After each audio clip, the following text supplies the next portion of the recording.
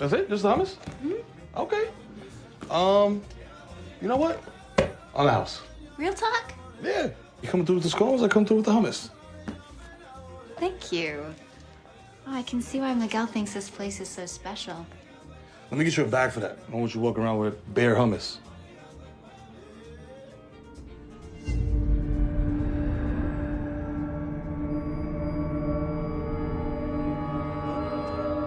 Hi, I'm Dom Griffin. I'm a film critic, and you're watching the Armchair Auteur. It's an ongoing video series where I review new movies, talk about old movies, movies. If you're a movie person, you like people talking about film culture, please consider subscribing. Today, we're going to be reviewing a new movie called Vampires vs. the Bronx. The debuted on Netflix this past weekend, and it's like a vampire movie, it's a horror movie. And all through October, on this channel right here, we're going to be doing only horror movie related content. So every video I put out is going to be spooky themed. I'm also participating in the annual Letterboxd tradition, Spooptober. This year I actually made like a real list that fits all the real rules of the challenge, and I've linked that below in the description of my Letterboxd list, so you can kind of get a peek at what kind of horror movies I'm going to be watching this month, and maybe get an idea of what videos will be coming up this month as well. Additionally, I am very excited to announce that I have joined the RNC Watch podcast Late Fees as their new fourth chair, so I'm going to be a regular on that show going forward, and all throughout October, that show is also going to be all horror themed, so like I'm going to be spooky the fuck out this entire month. Just picture me as like a human-sized Reese's Buttercup pumpkin shape talking about horror flicks. Today though, we're talking about Vampires vs. the Bronx. So off the rip, this is like a charming little vampire thriller. It's like a cool little horror movie. It's nice, it does kind of what it's supposed to do, but like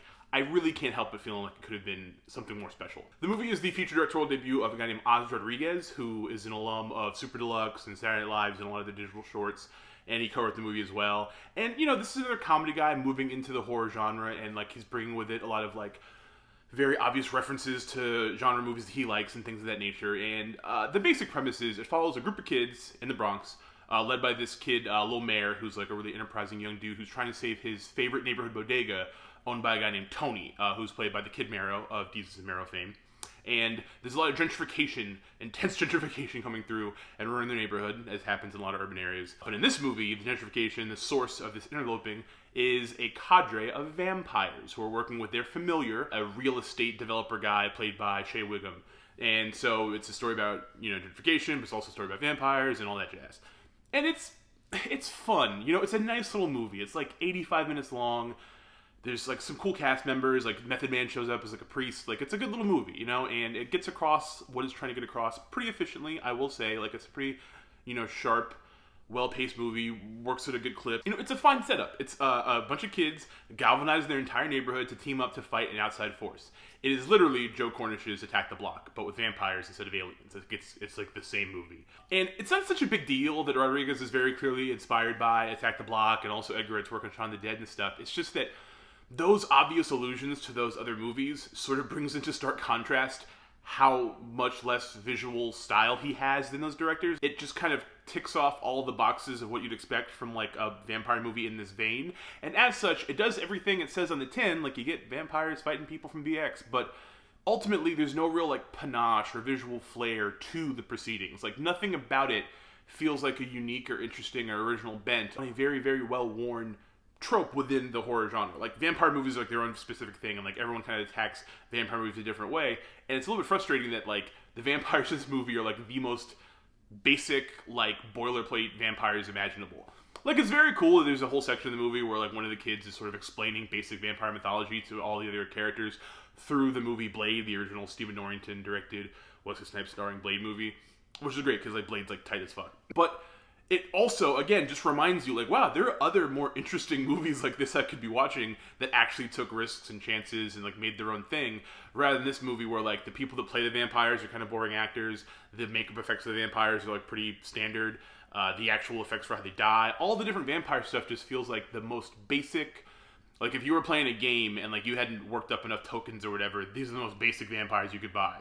If you played longer, you could maybe get the more cool, interesting-looking vampires, but like, we just got these ones, and we're gonna run with it. And honestly, to me, I really feel like as much fun as the kids are, and, like, the movie has a bunch of very talented young kid actors that I'm certain we're gonna be seeing a lot more of in the future as they grow older, I still sort of feel like the movie should have been around Tony, because I feel like Kid Mero's, like, performance as Tony, the bodega owner, is, like, the best thing in the movie. Because, like, Mero, like, just looks like a guy who owns a bodega, and he has, like, this, like, really great natural charisma and comedic, like, presence and stuff, and I feel like if the movie just focused on his character and the kids were all kind of supporting role things, it would have brought more into focus the sort of class-conscious criticism of gentrification and of the core vampire metaphor, like, in the movie, that is just kind of more blatantly alluded to on the outskirts. Like, I feel like that would have made it a little bit more, like, unified theme-wise. And I think it just would have been slightly funnier, one, and also, two, I think it just might have been more interesting. Like, it would have had a better vibe overall. Because the script does gesture in the direction of some cool things for the kids, you know what I mean? Like, it's definitely got a lot of sort of, like, Wire Season 4 vibes with one of the kids and, like, him flirting with moving into a life of crime and stuff like that. But overall, it just feels like the most basic version of this story possible. And not in, like, a cool, we've reducted it all down to, like, its primal elements way. Just in a way that's like, here's this thing. Here's some kids fighting vampires, have fun. And that's okay, but I do think that this feels like it could have been sort of like a little modern horror classic if they had leaned more into the idiosyncrasy of the characters and, like, of, like, the culture and stuff, and if they just made the effort to make the vampires just cooler and more interesting. Like, that to me would have been more of a movie. Like, especially considering that you got, like, someone like Shea Wiggum playing like they're familiar. He doesn't get to do a lot, and Method Man's in the movie. He doesn't get to do a lot. Like, it just feels incomplete. Basically, it's a really nice little movie that you're gonna have a good time watching, and then afterwards you're probably never gonna think about it, like, ever again for any reason. Like, it's not even a movie that maybe 10 years from now you'll revisit, like, oh, remember that vampire movie set in the Bronx? Like, it's not like that. It's just there. But, you know, it's entertaining, if fleeting, I guess, which, you know, hey, great job, Netflix. That's, like, your whole brand. So yeah, those are my thoughts on Vampires vs. the Bronx. Like, I think it was a nice little movie. I think it could have been considerably better. I feel like the major takeaway from this movie is that we should get Mero in more movies, because Mero's hilarious, and whether those movies involve vampires or not, I would love to see more of him on the big screen. And I'm pretty sure Oz Rodriguez is a guy who will get to make maybe like a higher budget movie in the future, and maybe we'll get to see him develop more as a visual storyteller. But here, I feel like he just sort of got like a base hit, and I'd like to see this guy hit a home run. So that's it for me from this movie. Check it out if you want to. It's on Netflix. It's only 80 minutes of your time. In the comments below, let me know what other horror movies you guys are watching this month. I feel like this is a great time, as spooky and terrible as the world is becoming, to focus and hunker down on revisiting horror classics and horror schlock fests and other horror type things you might be into. If you like this video, give it a thumbs up. If you liked what's going on here and you haven't subscribed, please subscribe. Hit the little bell icon to get notifications when I put up future videos. There will be another video very soon, the next episode of Dark Gable Presents, but it's going to be a horror flick this time, and then some other horror themed stuff coming up throughout the month, so keep it peeled here to see what's coming up, and look out for more episodes of Late Fees that I'll be on. I'll be linking those in the description of videos going forward. So thank you very much. Hope you guys are staying safe, eating a bunch of candy, and all that jazz. Yeah.